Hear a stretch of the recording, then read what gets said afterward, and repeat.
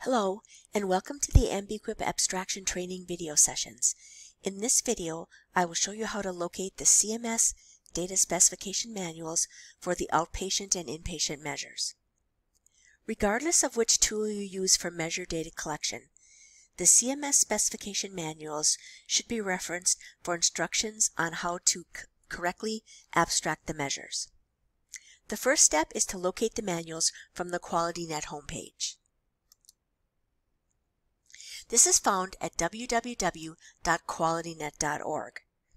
Everyone has access to this main page. You don't need to log in or have a password for this site.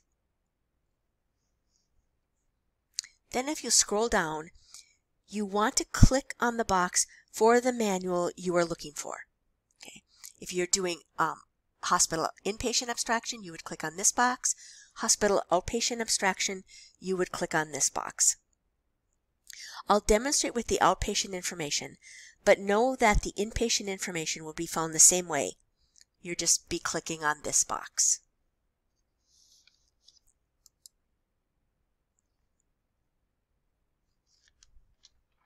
Manual information is found on the right-hand side of the page. For purposes of this training, I'm going to click on the View All Specification Manuals. Because CPT codes are referenced in the manual, we have to agree to this disclaimer. So just click Agree. Versions of the manual are based on encounter dates. You want to be sure to use the manual for the time frame of the encounters you are abstracting. Instructions and measures can change from year to year, so to abstract correctly, you must use the right manual for the time frame. And here the latest manual is version 13.0a for encounters in starting January 1st, 2020 through December 31st, 2020. So you can see where, again, they've got past versions. If you would want to, if you were still, at the time of looking at this, if you were still abstracting for fourth quarter of 2019, you would be wanting to use this version of the manual. So how do you know, you can see there's different versions of the manual. So how do you know what has changed from one manual to the next? And the way that you know that is through release notes. So every time CMS puts out a new manual, they also put out release notes for that manual. And what release notes do is show you what was changed from the last version. So was something added? Was something removed?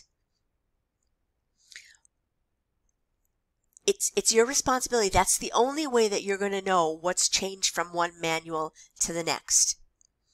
And the reason why there's more than one set of release notes, you can see here for this manual, there's two sets of release notes.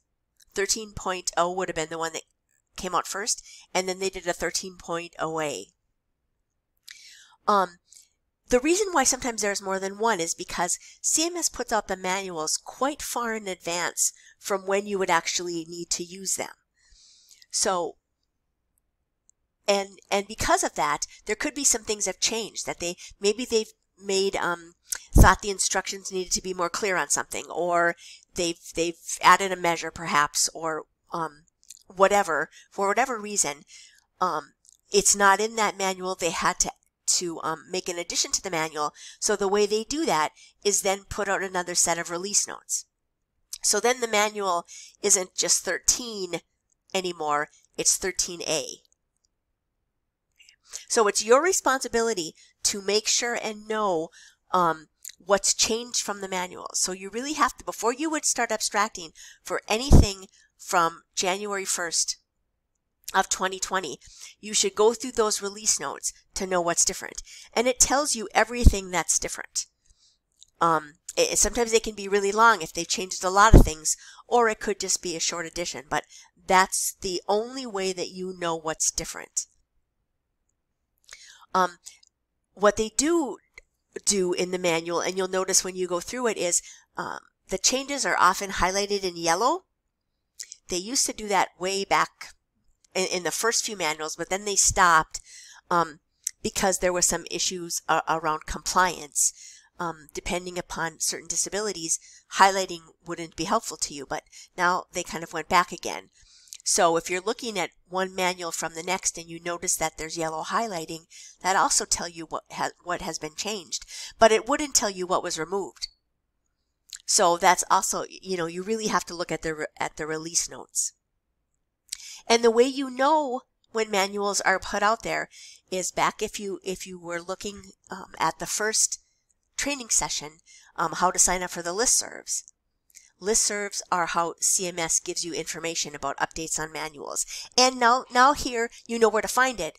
So you can always come back here before you're going to start a new set of abstraction for a different quarter and see and make sure you have the right manual. So the manuals are done by section. The first part is table of contents and kind of the background and a description of how to use the manual, but it's set up in sections. So the first section is what's called measure information forms. So it is information about the measures themselves. So here's the AMI measure set. It will list the measures in the section, a little bit of general information about the measures, and then the population information. And population means how you know which records you have to do. You might not have to do every AMI case that comes into your ED, but population is going to give you the instructions. And we'll go more into that when we talk about the session for AMI abstraction. This is just showing you how the manual is set up. Here's a section for the emergency department ED throughput measures. So again, you've got there'll be general information about your measures, and then how to determine your population for the measures. There's more information about measures in here, but we're just talking about the ones right now that are part of the MBQuip program. Then the second section of the manual here, this is really important for an abstractor. It's the alphabetical data element list and data dictionary. So the data dictionary, that's the instructions on how you abstract the record. The specific data elements that needed to be pulled out of the record, whether you do it or whether you have an EHR and it's pulled for you, these are the instructions on what those data elements will be. So I wanted you to take a look and see that. This is the table of contents page for the data element, but these are all of the different elements. So parts, when you're abstracting for these different measures, depending upon the measure, this is the information that needs to be found. So again, whether you are abstracting yourself and going in for the record, or someone has maybe set up a system, set up your system to download it right from your record, these are the specific instructions on what needs to be abstracted. We'll go more into the specifics when we talk about the abstraction for the AMI and the ED, but just to know that it's not as simple. I mean, when you say ED departure time, okay, there's ED departure time. It isn't that simple. In an EHR, for whatever reason, you might have several different ED departure times. So these instructions are going to tell you, you can accept the data from this section, or we need the data from data pulled from this section. So again, very important that these are the instructions on how to correctly get the answer for the data element.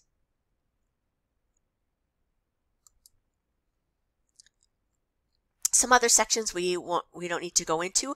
This is the population and sampling section, section 4. Okay, really this section, population, was back in the data element, not data element, but in the overview of the measure set. That's where you're going to figure out which records do I have to do. What this section is going to show you is how many do I have to do. Okay, depending upon how many cases you see in your ED of AMI, or how many fit the ED requirements, you might not have to do them all. But this is where the instructions will be to figure out, can I sample or do I have to do all of my cases? Then for again, because these sessions are about abstraction, I'm talking about the sections that really pertain to an abstractor. And here, this is kind of new. If you've been abstracting for a while, you may note that they didn't used to have, CMS didn't used to put things in here, but there's some guidelines. Like they've noticed that there's been a lot of people who maybe had questions. And how do I do for the, how do I find the arrival time? And what do I do for the departure time? So just kind of pulled one up here so you could see. This was about the arrival time. So here's some guidelines. So it's telling you that, arrival times are used for these different measures. And here's the definition. Here's some notes for abstraction. What's acceptable, what's not acceptable, what you cannot use to find the time. And then they did some frequently asked questions. So those can be really helpful. They did one for arrival time. They did one for departure time. And they did one regarding reason for delay in fibrinolytic therapy. Excuse me. So they can be really helpful. The last part of the manual is appendices, and the one that we would use mostly is for diagnosis, the ICD-10 CM diagnosis codes, because one of the big reasons or ways that you pull your population is based on discharge diagnosis. So this will give us the code tables for knowing which diagnoses are acceptable. And we'll go more into that when we talk about the population in the specific sessions for abstraction for the measure sets. So that's how you find the specifications manuals. And we'll end with, if you have any questions about the MBQuip program, you can contact your State Flex coordinator, or if you're not sure who that is, here's a listing of where you can find them, or you can contact me. Thank you.